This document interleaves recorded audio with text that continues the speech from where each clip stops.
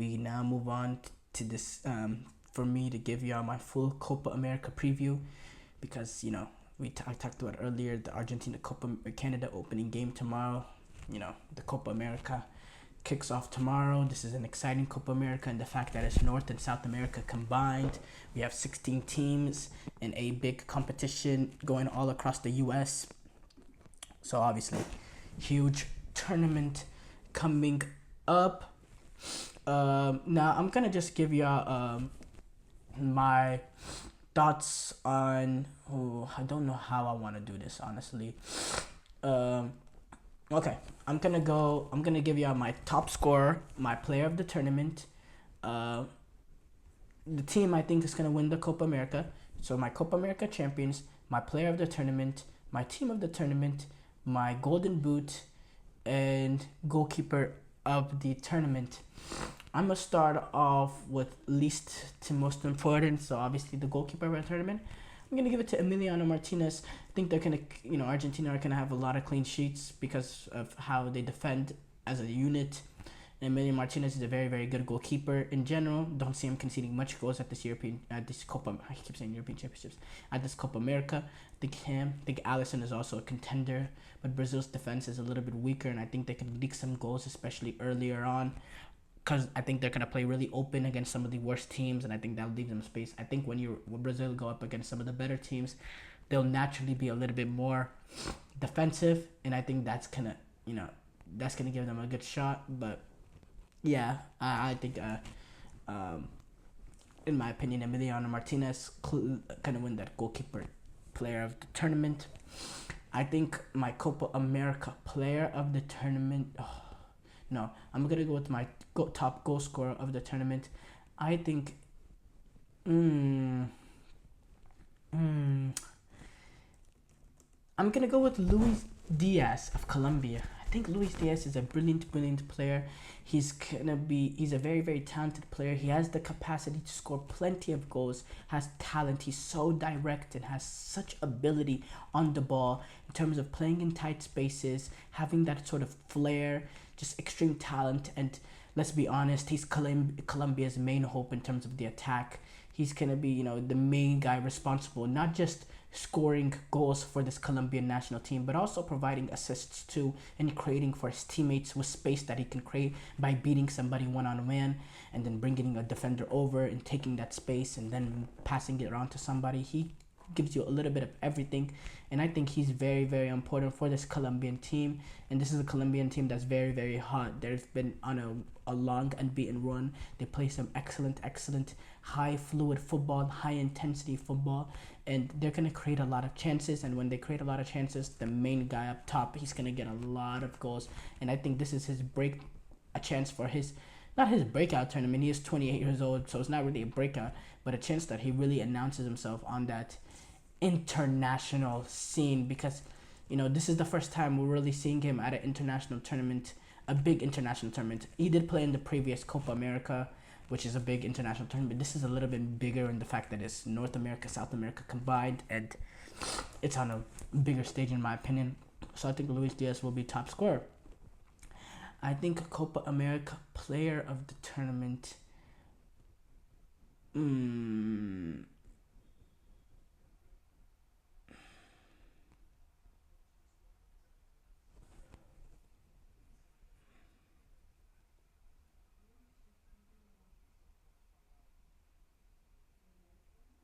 I think Copa America player of the tournament is going to be. This is a tricky one because there's a lot of good options, and I'm gonna have to go with the team that I want to win. That not want to, but the team that I'm gonna choose to win the tournament. I want to go. There's a lot of good options there. There's a Messi, obviously. There's a Vinicius. There's a Darwin Nunez. Luis Diaz of Colombia are able to win it. A lot of different directions you can go with this. You have potentially even like a guy like Christian Pulisic, but I don't think the U.S. will go far enough to win, for him to win this award.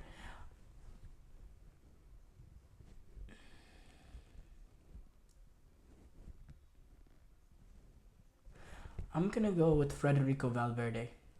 Federico Valverde, I think he's a brilliant, brilliant player, and I think he is the main conductor of this Uruguayan national team. I think he's the best player on this Uruguayan national team. Now, I think Darwin Nunez will be the most important because the pace of up top, his importance in terms of scoring goals for this Uruguayan national team, he will be the most important player, and I think he'll be the highest goal scorer for this Uruguayan national team.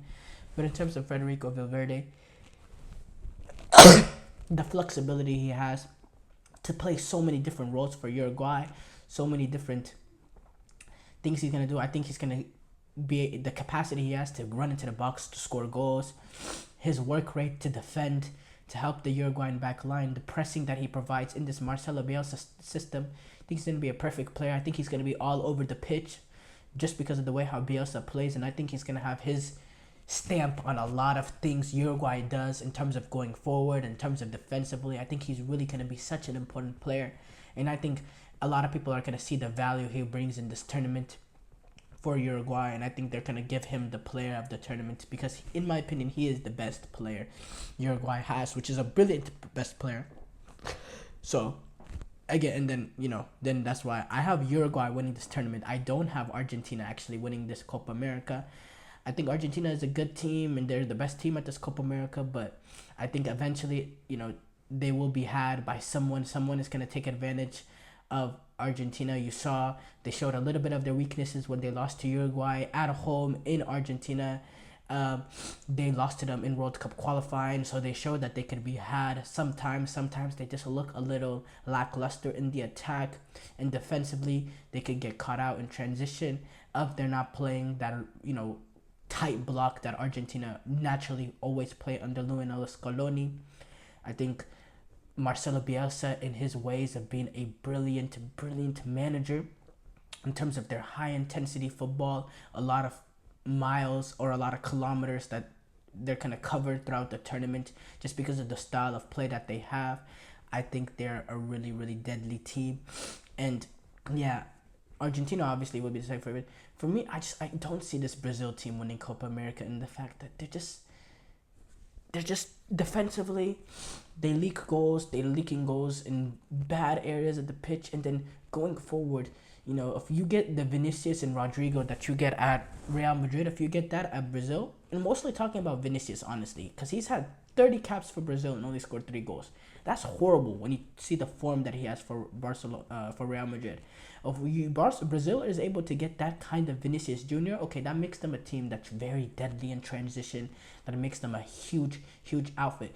But they don't get that Vinicius Jr. The Vinicius Jr. that shows up for Brazil is it's very poor, and I think the pressure of the Brazil jersey is just maybe too much for him, which is why I always give Neymar the credit he deserves. Because as soon as Neymar came onto the scene, the pressure of the Brazil national team badge never seemed unbearable from Neymar from minute get-go. If you saw the pressure that he was under at the 2013 Confederation Cup, the 2014 World Cup hosting it, and he always rose up for Brazil, especially in his young days.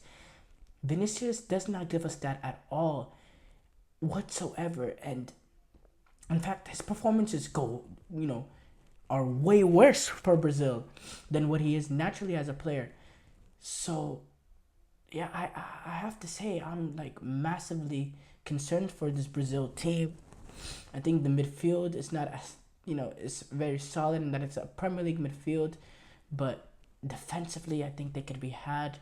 You're looking at potentially Jan Couto, Danilo, fullbacks, and then Marquinhos and Marquinhos that's not on good form, and a Gabriel Magalhaes, probably or Bremer at center backs. It's just defensively this team could be had too, especially if they want to play the normal Brazil style of play of attacking football, being so open-ended. You leave that back line very vulnerable. So for me, I don't see how Brazil can win this Copa America. I hope to be wrong. And then again, there's also the Dorval Jr. factor, and we don't really know how good of a manager he could be for Brazil. He's admitted came in and he's made the results have gotten better under him. Defeating England, drawing against Spain, and that's some pretty good results. But overall, it's looked a little lackluster. I mean, a Brazil national team never draws with the U.S. ever.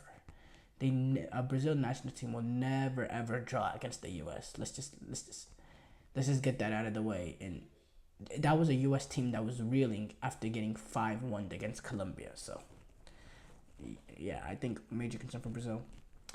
Now for me, I want to talk about my potential player, not player of the tournament, but this is not really a set question, when you're really doing this Copa America preview, but we are, in the U.S., so we do have to discuss the U.S. men's national team, and I want to discuss how far do I think they'll go at this Copa America. Look, I think they'll do what we expect them to do. They'll defeat Bolivia and Panama just because of the vast array of talent that we have.